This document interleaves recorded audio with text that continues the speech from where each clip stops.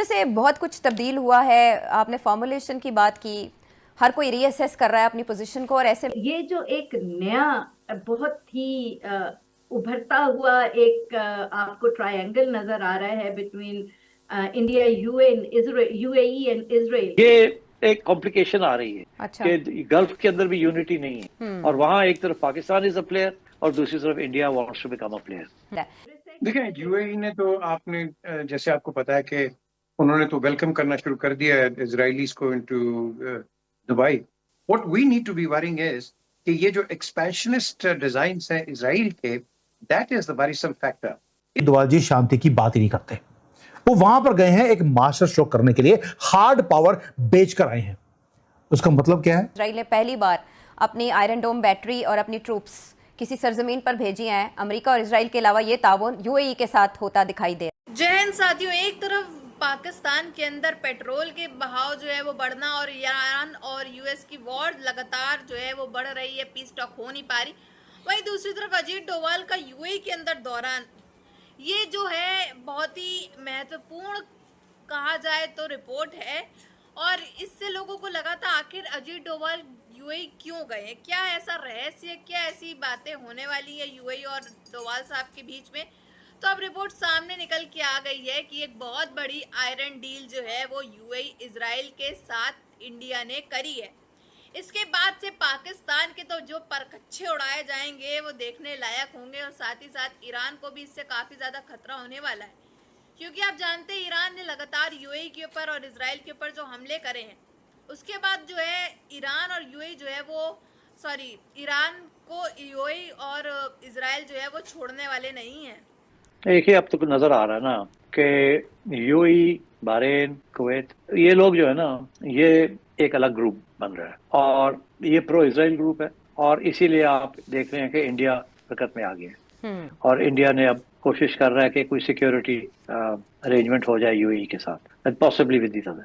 दूसरी तरफ आपको नजर आ रहा है कि Qatar, Oman, Pakistan, Saudi Arabia, ये एक और ग्रुप बन रहा है। ये जो एक नया बहुत ही उभरता हुआ एक आपको ट्रायंगल नजर आ रहा है between India, UN, Israel, UAE and Israel. एक कॉम्प्लिकेशन आ रही है। अच्छा। कि गल्फ के अंदर भी यूनिटी नहीं है, और वहां एक तरफ पाकिस्तान इज अ प्लेयर और दूसरी तरफ India wants to become a player. लग रही है कि ये जो एक नया बहुत ही उभरता हुआ एक आपको ट्रायंगल नजर आ रहा है between India, UN, Israel, UAE and Israel, इसको बहुत ज्यादा जरूरत है वॉच करने की, बिकॉज आई फील के ये सूनर और लेटर अमेरिका तो यहाँ से निकल जाएंगे, और उन्होंने इजराइल को कहना है कि जी अब ये आपके हवाले, अब यहाँ आप निपटे, और जिसमें ऑफ कोर्स इंडिया और यूएई उनका साथ देंगे। So I think that would be a very dangerous situation. Doval ji शांति की बात ही नहीं करते।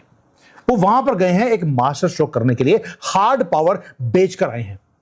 उसका मतलब क्या है? गैर मामूली हालात का सामना करना पड़ा यूएई को, जिसकी वजह से ये हुआ, और ये किस मुस्तकबिल का आकाश है।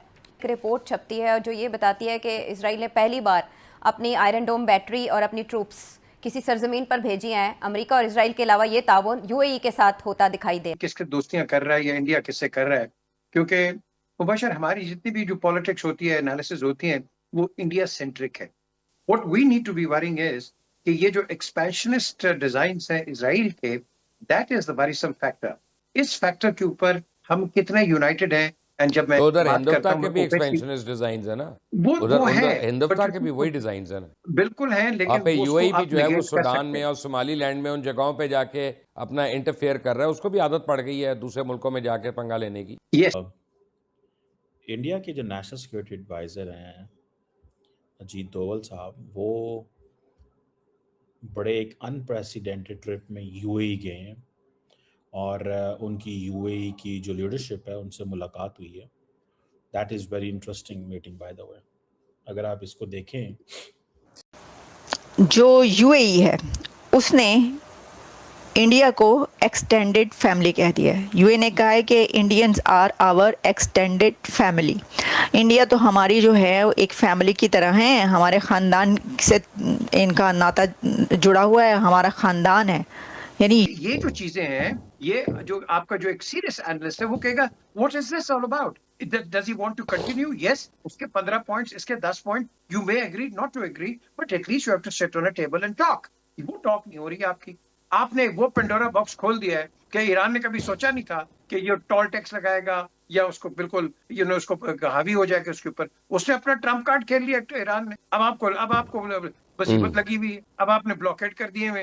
सो द क्वेश्चन इज ये सारी जो फैक्टर्स हैं कि आपके यहाँ जो फॉरेन पॉलिसी है बहुत बैलेंस रही है, आपके सभी से रिलेशंस ठीक ठाक रहे, लेकिन कुछ अरसे से खास तौर पे पाकिस्तान में ये इंप्रेशन है कि ऑपरेशन सिंदूर के बाद से जो रिलेशंस अमेरिका और भारत के पहले थे वो इस्लामिक वर्ल्ड के अंदर भी जो रिचेस्ट मोस्ट पावरफुल नेशंस हैं उन्होंने रियलाइज कर दिया एक अनडिनाइबल ट्रुथ।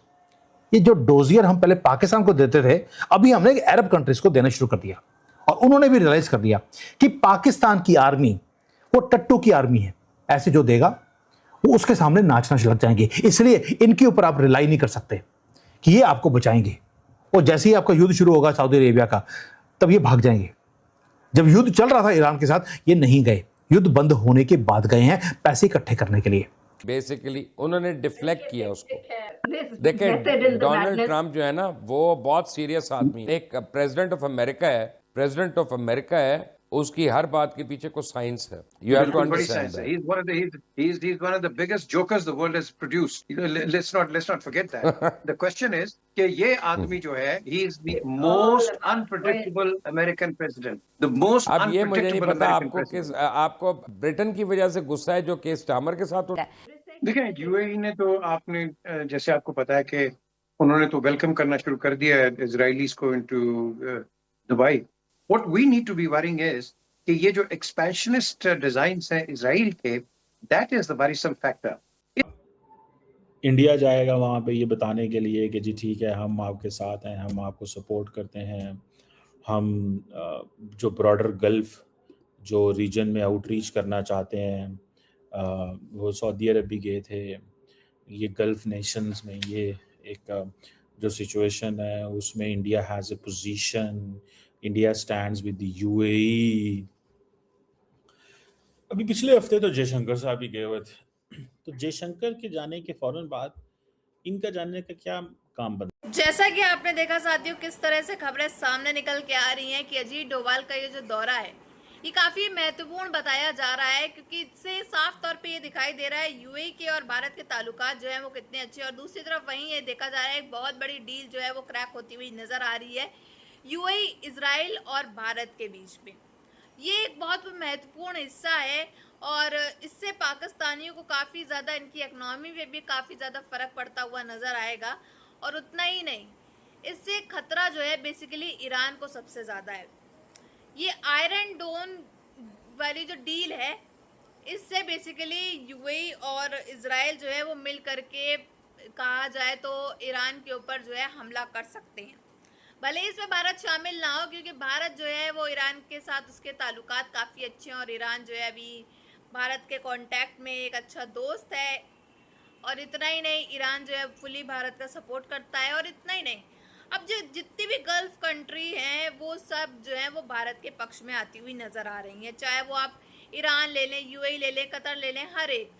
इसको देख करके पाकिस्तानियों को काफ़ी ज़्यादा जलन हो रही है, मिर्ची लग रही है कि आखिर ऐसा क्यों है। मुसलमान का ही नहीं रहा, ऐसा कहना जो है वो पाकिस्तान की आवाम का भी आ रहा है।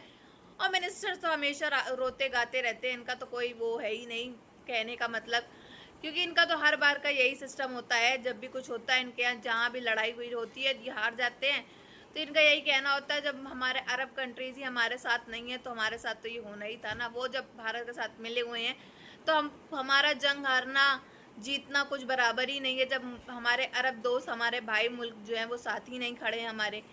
तो ये प्रोपेगेंडा जो है इमोशनली हमेशा से जारी कर देते हैं अपनी आवाम के सामने और बच जाते हैं। लेकिन अब जो है वो प्रोटेस्ट जारी हो चुके हैं। आपने पहली वीडियो देखी होगी मेरी, किस तरह से जो है मुनीर के खिलाफ जो है प्रोटेस्ट जारी हो चुके हैं। जिस तरह से मुल्क में ना डेवलपमेंट है और ये सब हो रहा है उसकी वजह से